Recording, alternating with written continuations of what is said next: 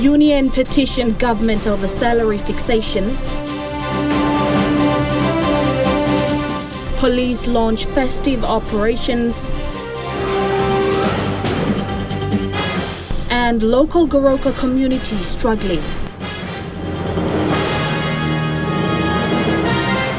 This is National EMTV News with Helen Sayre.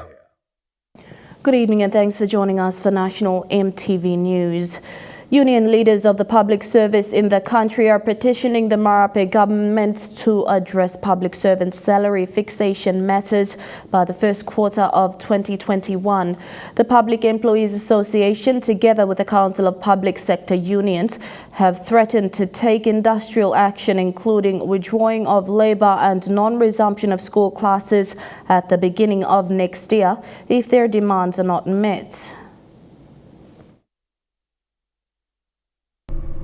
After 18 opposition MPs crossed the floor yesterday in Parliament to the government side, and with the passing of the 2021 national budget and adjournment of Parliament to April 2021, the Marape-led government seems intact with 70 MPs. The Public Employees Association says given that the Marape government will continue into next year, the union body is petitioning the government on behalf of public servants throughout the country, with support from fellow public service union leaders from the Council of Public Sector Unions. Our petition is basically looking at salary fixation in the public service. PEA executives say they have been raising the demands on salary fixation matters over the past 3 months due to non-action taken by the Department of Personnel Management. The petition letter has been addressed to Prime Minister James Marape, and the union leaders say they are in talks with the Prime Minister to have the long-standing matters addressed. Our demand here, we don't care where you get the money. Budget and stop finish. It's already been passed. But where you get that money is not my issue. The petition points to the government include a 7.5% CPI adjustment to be backdated to the 1st of January 2020 and reduction of income tax to affordable levels.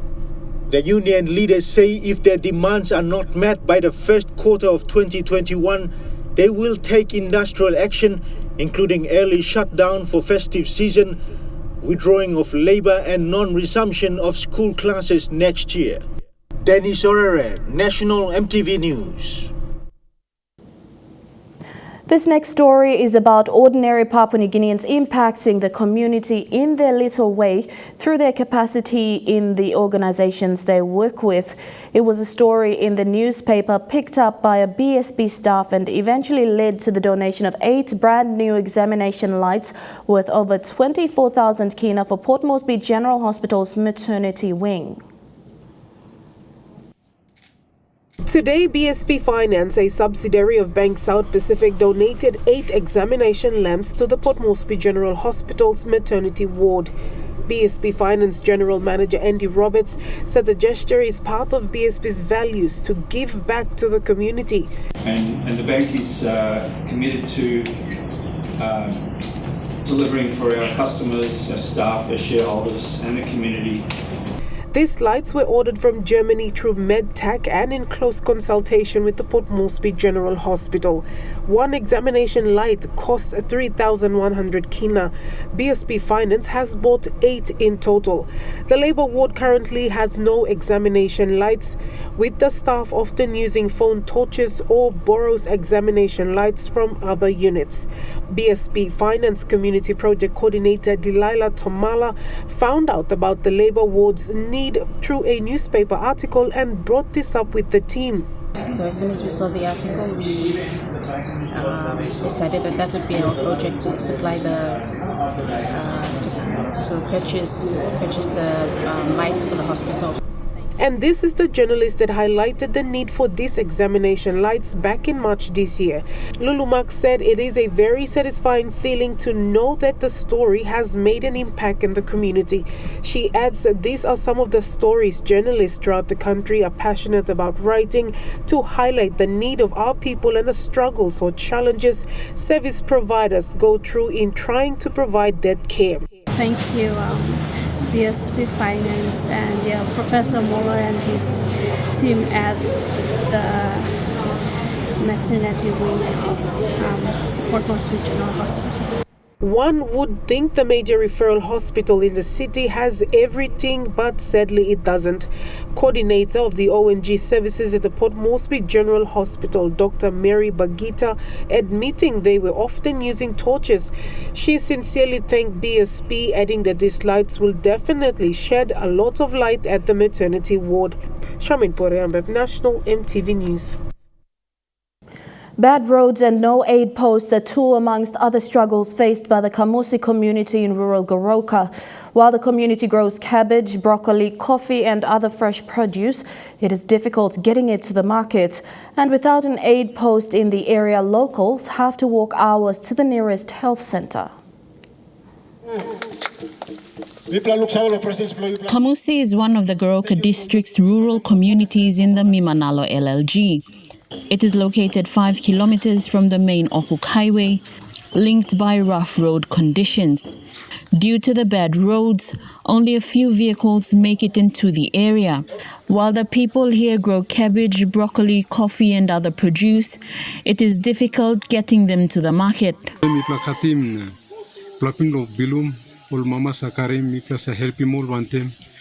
o'clock early morning mi place akira walk about lo here at kuran lo trikona lo highway road get some bus go na drop him lo main market na mama sa market. To add to the difficulty of having bad roads, there is no aid post in the area. Locals here have to walk for hours to get to the nearest aid post or go to Goroka. This is particularly tough on women giving birth.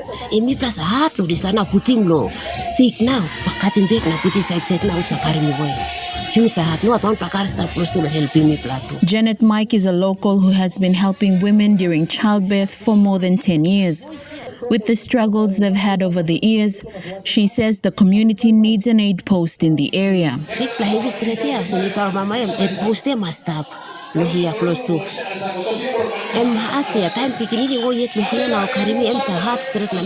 The problems that the Kamusi community face here without any aid posts and the challenges surrounding childbirth is a similar scenario faced in most of Papua New Guinea's rural communities. Without any existing government health facilities, women like Janet Mike will continue to help their local people. Lucy Kopana, National EMTV News, Goroka. You're watching National EMTV News. We'll have more stories after the break. Stay with us.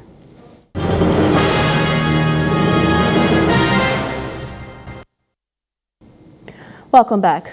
Madang police have arrested and charged 7 suspects in possession of 10.4 kilograms of marijuana during a dawn roadblock at Tapo Creek along the Ramu-Madang Highway. Provincial Police Commander Superintendent Rubiang Manzuk says the marijuana has a street value of 60,000 kina. Last Wednesday, 2 men were also arrested and charged, one for being in possession of marijuana, while the other was charged for being in possession of a homemade firearm and 2 live ammunition. Manzuk says the police Christmas operations for Madang starts today and will end on the 4th of January 2021. The operation will include roadblocks, footbeats, including random vehicle searches. A 3-meter concrete block fence that was supposed to be demolished in 2018 has collapsed onto a residential area in Lae. Residents at Lae's 2-mile area raised their concern, questioning the building board office on why the demolition order was not executed. The illegal fencing structure was constructed by Jinglong Investment Limited, a Chinese-owned company in Lae. This is part of the fence that collapsed last night during a heavy downfall in Lae. The fence is built next to a residential area at Lae's 2-mile community with no proper drainage.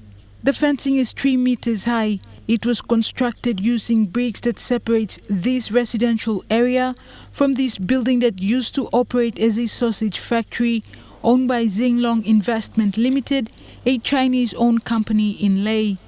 Rain came down last night.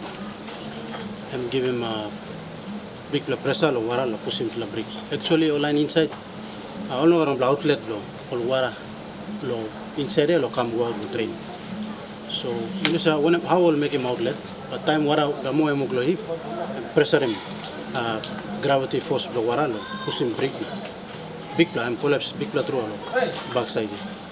In July 2018, Morbe Provincial Building Board served a demolition order to the owner of Zinglong Investment Limited for failing to provide safety mechanism prior to their business activities.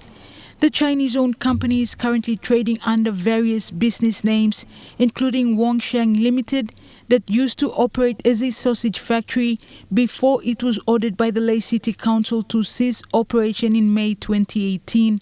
The authorities' orders follows MTV's initial investigation into the operation of the factory, following concerns raised by the public that confirms that the factory was operating illegally.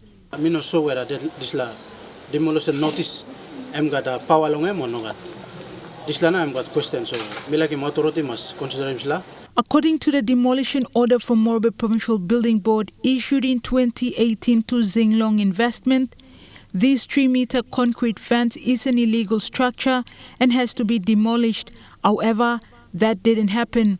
Several illegal buildings were demolished by Building Board this year with the support of Lay City Authority. We spoke to the Building Board inspector who signed the demolition order in 2018, asking if this fence was included in the demolition list for 2020.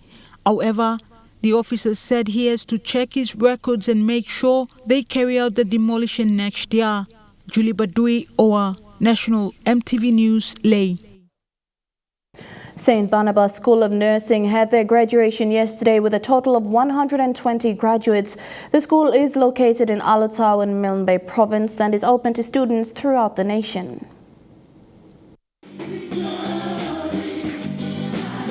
The students of the St. Barnabas School of Nursing in Alotau Town in the Milne Bay Province were commissioned on Sunday and graduated on Wednesday. A total of 120 students from across Papua New Guinea graduating as nurses and health workers to serve their country. Our graduates this year is 120, and these students come from the whole region of Papua New Guinea. And they come from different places throughout the nation of Papua New Guinea.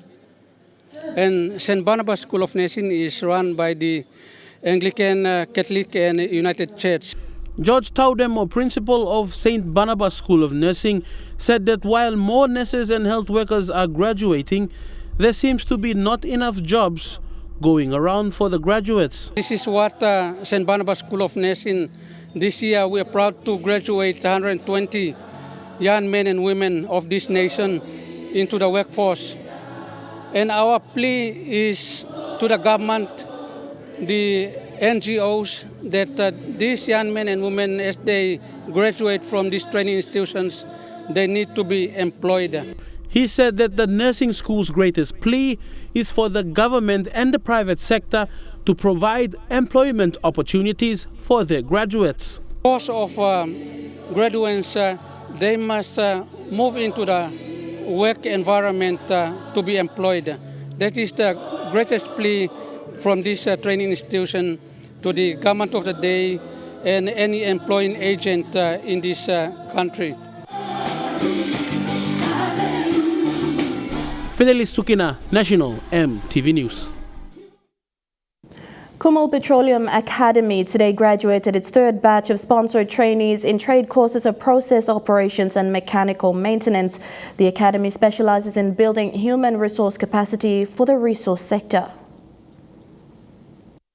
The petroleum industry is an industry ever in motion, prepared to embrace and manage change. There is continued need to have individuals who can perform a broad range of highly skilled jobs within the oil and gas sector. And after seeing the first construction project for Papua LNG and a potential expansion of its projects and productivity, Kumul Petroleum, as the national oil company, started looking at areas of capacity building.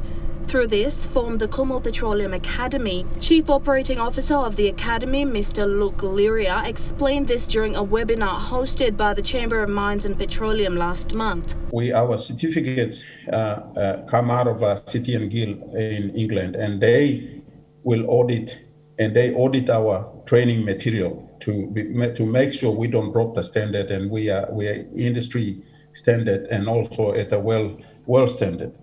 Through these academies, skill sets are taught specifically to suit the oil and gas industry, and much of its support comes from the oil, gas, LNG, power and mining industries. And even to this day, Exxon remains our key partner, also has joined us since, and we're hoping that other players like Total and other players in the industry will join us as projects comes online. Total's managing director said the training will further strengthen the technical capability of the PNG workforce, and in future KPA will have Total support. In Total, we have the sincere ambitions to support the development of the industry in PNG. You all know that our project, Papua LNG, has suffered some delays, and COVID, in addition, did not help. I discussed already several times with Wapusong, when is it the right time for us to really start and bring on board new students that will participate to our study. So we concluded for the time being it's too soon, but it will come. I can tell you one thing, Papua LNG project will eventuate, and we really look forward to building a strong partnership with Kumul Petroleum Academy in the future. In a total of 10 trainees were sponsored by Kumul Petroleum Holdings for the trade course of mechanical maintenance, and 9 trainees were sponsored by Oil Search Limited for the trade course of process operations. Each of the 19 were presented with attainment certificates in their respective trade courses. Due to COVID-19 and restrictive measures put in place for safety, KPA had to conduct some lessons online. This fast-tracked the Academy's plans to go paperless in 2022 to next year. Okay, the portfolios will all be online, and all the lesson plans, all the lesson notes, all the assessments will all be conducted online. The program will still follow its 70% practical training content plan because we are training operators and technicians. These are hands-on people, and we bear that in mind with the program. And despite a tough year for all sectors involved, the graduation event signified a successful year of training. With the festive period nearing, the NCD Central Command today launched its Christmas and New Year's festive operations in Port Moresby this morning. An annual launching which sees to the command regroup and reassures the general public of police support and safety during the festive period. And Cora reports. What would usually be a display of a march past by members of the Royal Papua New Guinea Constabulary from the NCD and Central Province to launch the start of operations for the festive period was further delayed and disrupted due to the rainy weather this morning. This, however, did not stop the command from launching the operations from inside a conference room. A briefing was hosted by the NCD Central Commander and the NCD Metropolitan Superintendent with those in charge of command posts in NCD and Central soon after the festive season operations was officially launched. You know, the demand of policing is very, very high. Everybody wants to feel safe. Everybody wants policing services. You want police to foot PTI, you want police to do this and that. But where's the numbers? So we are doing responsive policing. We are responding and we are moving into places and we are doing targeted policing. The NCD Metropolitan Superintendent was also able to address the media to outline what NCD residents can expect during this time in the nation's capital, adding that given the recent happenings going on around the city, police will have a huge challenge to maintain safety and keep troubles at bay. Because of this situation in Parliament, so now it went yesterday, so we are now free to look at our Christmas New Year operation. Hence, we are starting very late. Remember, last year I started 1 month, 4 weeks police operation. This year is going to be 2 weeks only. Adding that drink driving is one particular area that police will be monitoring closely. Drink driving, and then when you start with drink driving or abuse of alcohol leads to fights, and then you see your tribes coming in and we have a trouble in the city. Those are the things that we try to prevent, and that's the reason why we're putting our forward base out on the street rather than at the police station. We're putting out the street so they can respond quickly should we receive a call from people wanting police help. Further reiterating that residents should celebrate in the safety of their homes and keep off the streets. Despite no warnings of a curfew, operations will begin today and will go on for the next 14 days into the New Year's. Annette Cora, National EMTV News. People living along the back road at 8 Mile in Port Moresby are preparing to take part in the city development following the establishment of an association called 8 Mile Freeway Association. It was set up so that it can negotiate with government for its place in the Settlement to Suburbs program, as well as have access to utilities.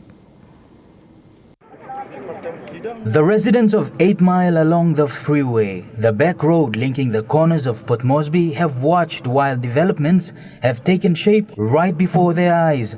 They don't want to be left behind and so have opted to set up an association, a mouthpiece for them to speak to the metropolitan government on development aspirations.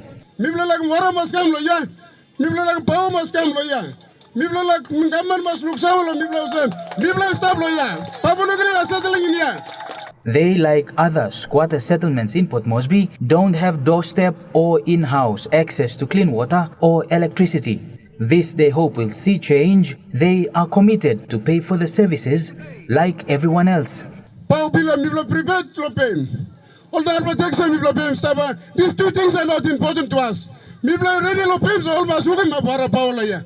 The association was told to align their development plans with the district and the city to achieve their intended results. You need to identify him, you need to find him out.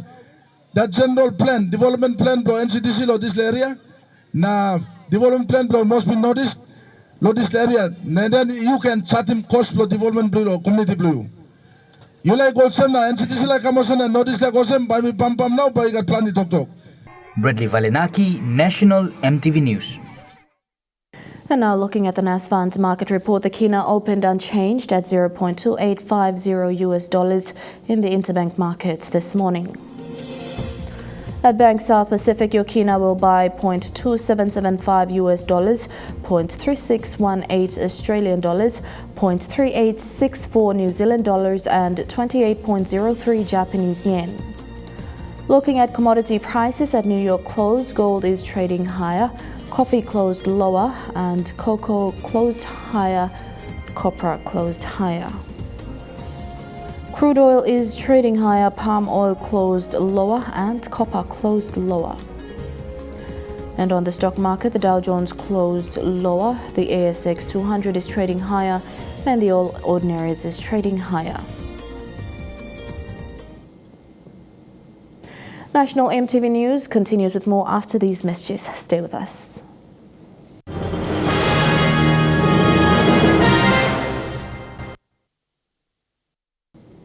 Welcome back to the news. Long-serving staff of the Western Highlands Provincial Health Authority were farewelled recently. The 26 retirees reached the retirement age of 65 years. Vasinata Yama reports from Mount Hagen. These 26 retirees are community health workers, hygiene staff or cleaners, ambulance drivers and carpenters. They started working in the Mount Hagen Hospital in the 1960s during their teen years and served for more than 40 years as public servants. Two of them are CHWs Rona Petrus and Catherine Kubua, who have worked for 48 and 49 years respectively. Mas logon ami at resting me at because hard work me working 72 na come this part now.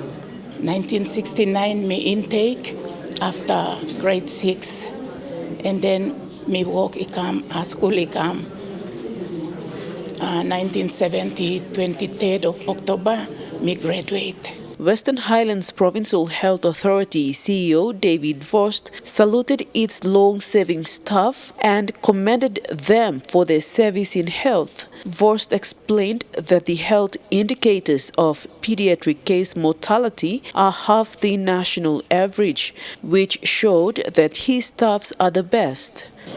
Right, but all those things are happening, and they're wonderful things that are happening.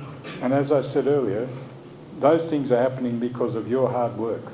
Retirement and giving retirement benefits is a normal attribute which does not happen a lot in the public offices. DPM is urging PHAs, local and provincial government administrations and the disciplinary forces to organize retiree programs every year so that once someone clocks the retirement age of 65, they must be farewelled. A big pledging workforce inside the public service where DPM every year me plus a working submission or treasury or semi talk you me no bossy money you me working submission he go government promise me plus 430 million lo give him this year. This year, a total of 482 public servants had retired, 132 from police, 179 from Works Department, 27 from the Southern Highlands Provincial Health Authority, and 26 from WHPHA. Vasinata Yama, National EMTV News, Mount Hagen. Turning overseas and to New Zealand, and Speaker Trevor Millard has apologised to the nation for falsely implying a parliamentary staff of being accused of rape.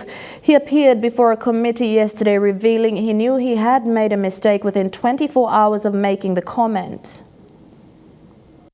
I made a mistake, and for that I unreservedly apologise to the House and to New Zealanders. And an apology for creating a distraction from the most serious of issues, people who came forward about sexual assault at Parliament. My error has diverted attention away from their stories. Those stories included 14 allegations of sexual assault uncovered in the Debbie Francis review into culture at Parliament. But the apology made with yet another diversion in the background, a taxpayers' union mascot swiftly ejected. It is extraordinary for the Speaker to be hauled before a parliamentary select committee, but Trevor Mallard was, even after Parliament wrapped for the year. That's following a payout to a former staff member after Mallard wrongly equated accusations of sexual assaults to rape. Later that day, Mallard revealed a staffer had been stood down. One of the key dangers is no longer in the buildings. Almost immediately, he realised his error. When did you realise you'd made a mistake? Probably within 24 hours. But it wasn't over in a day or a month. It took 18 months and $333,000 in legal fees to finally settle. He had it within his power to apologise and move on so that we could focus on what matters, and his arrogance has got in the way of doing that. So far, that's cost another $37,000 and counting. Trevor Mallard was right to apologise for the distraction caused by his defamation case. The Debbie Francis review warned of some extremely serious incidents at Parliament and that some were part of a multi-year pattern of predatory behaviour. Trevor Mallard's created one heck of a distraction from it. China's decision to impose hefty tariffs on Australian barley is being referred to the World Trade Organization. The Trade Minister confirmed the Morrison government is calling on the independent umpire to intervene. In fact, it was about the time when many farmers were just planting their crops.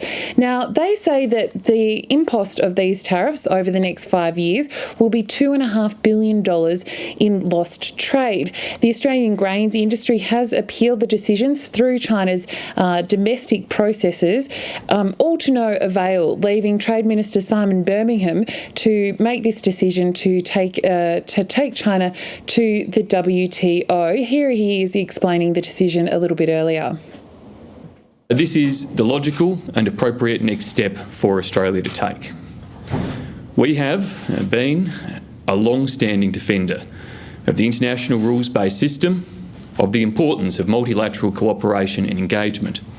And in doing so, it's appropriate that when we argue for there to be international rules and an independent international umpire to resolve disputes, that when we find ourselves in the case of having such disputes, we call in the umpire and we ask the independent umpire to adjudicate and ultimately to help to settle those disputes. Kath, how are farmers reacting? It's a bit of a mixed bag, to be honest, Kirsten. There are some people who fear that this could in fact lead to greater retaliation from China. We've seen so many primary industries affected over the past 6 months, including red wine, red meat, timber, coal. It seems like there's been a lot happening in the trade space, but of course we sell a lot more to China than just this. So there are some that fear that, in fact, to borrow a line from grain producers Australia Chairman Andrew Wiedemann, going to the WTO could be akin to punching China in the nose, something it may not want to do given what a valuable market it is. But there are many others who believe this is the next and logical step. Australian farmers, in fact all exporters, pride themselves on abiding by the rules that are set up by the World Trade Organisation and say they've been unfairly targeted with these tariffs, and it's time to actually stand up and, as you say, bring in the independent umpire. And Chuka Sport is next. Details after the break with Kilawani.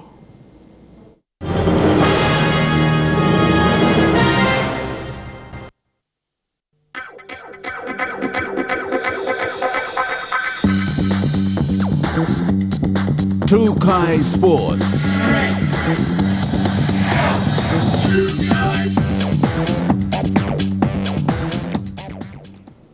Good evening and welcome to Chuka Sports.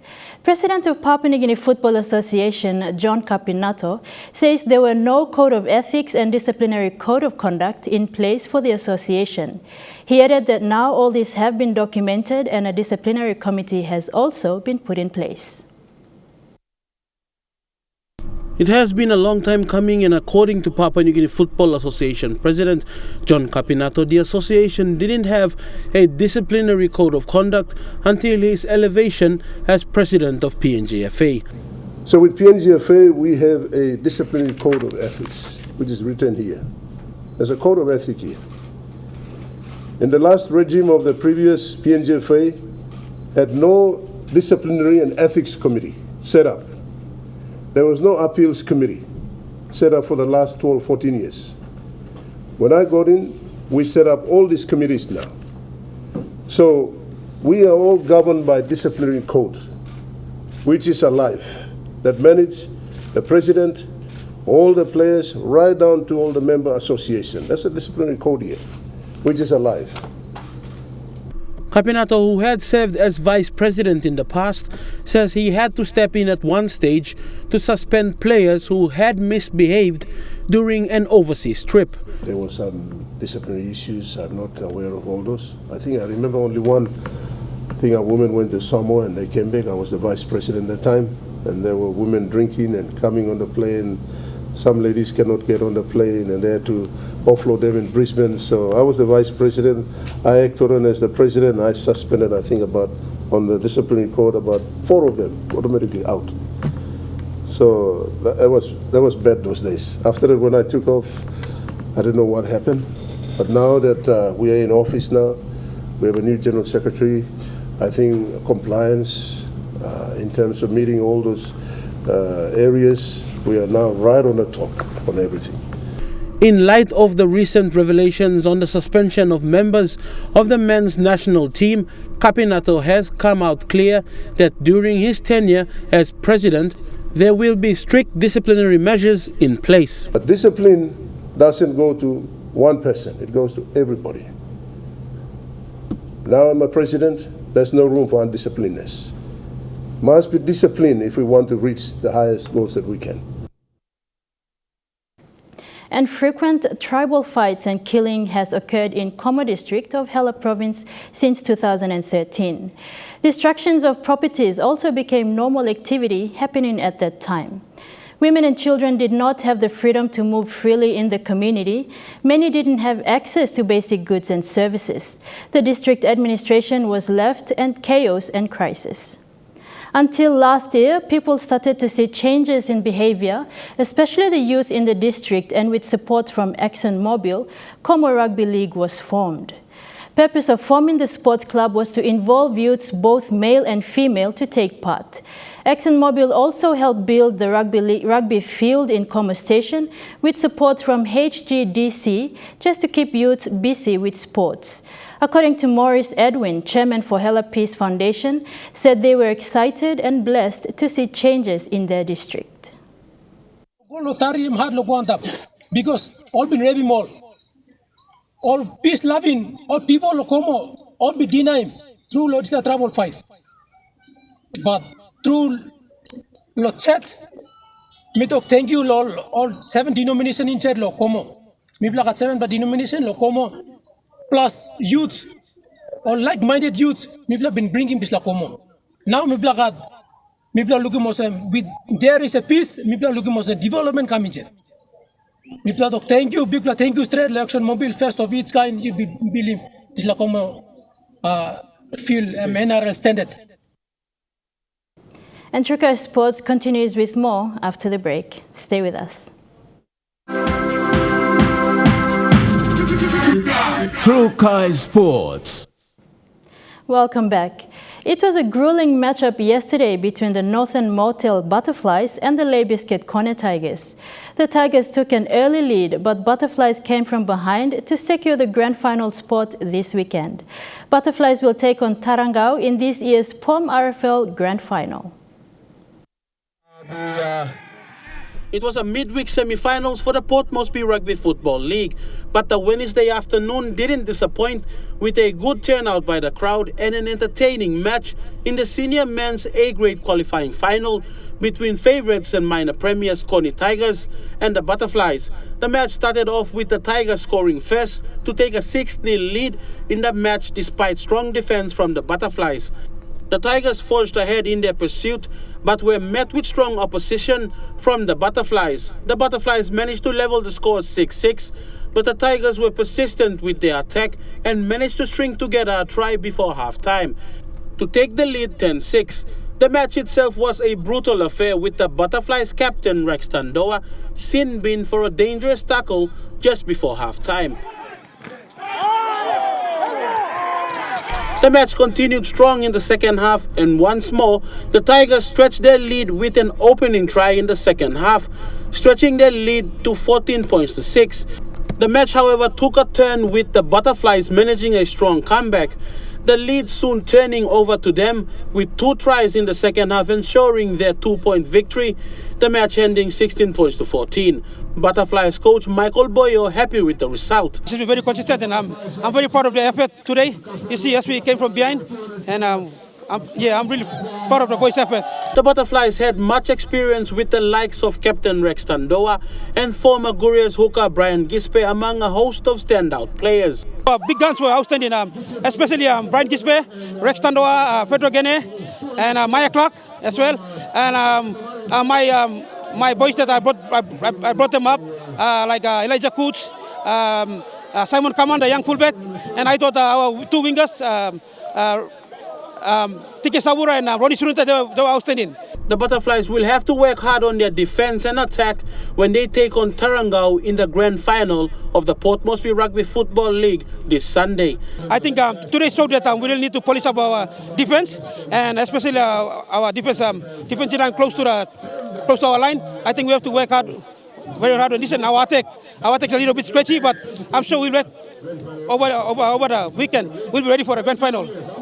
In other results, Tarangau managed a dominating performance against Paga Panthers. Tarangau managing a convincing victory.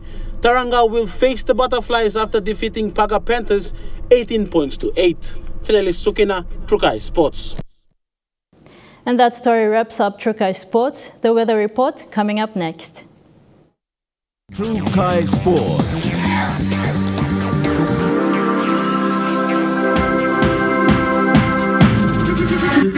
Trukai Sports.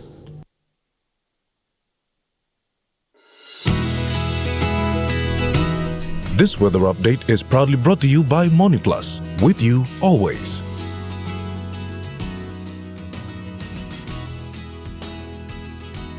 Look at the weather forecast for tonight and tomorrow in the southern region only. Rain drizzles tonight and tomorrow in Port Moresby. Occasional rain showers tonight and a cloudy morning in Daru.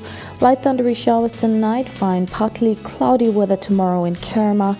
A shower or two tonight and tomorrow in Alotau. And a few rain showers tonight with a fine partly cloudy weather tomorrow in Popondita.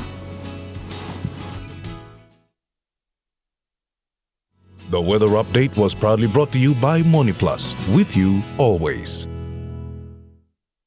And that's the news, sport and weather for Thursday, 17th of December 2020. On behalf of the news team, pleasant viewing, be safe and bye for now.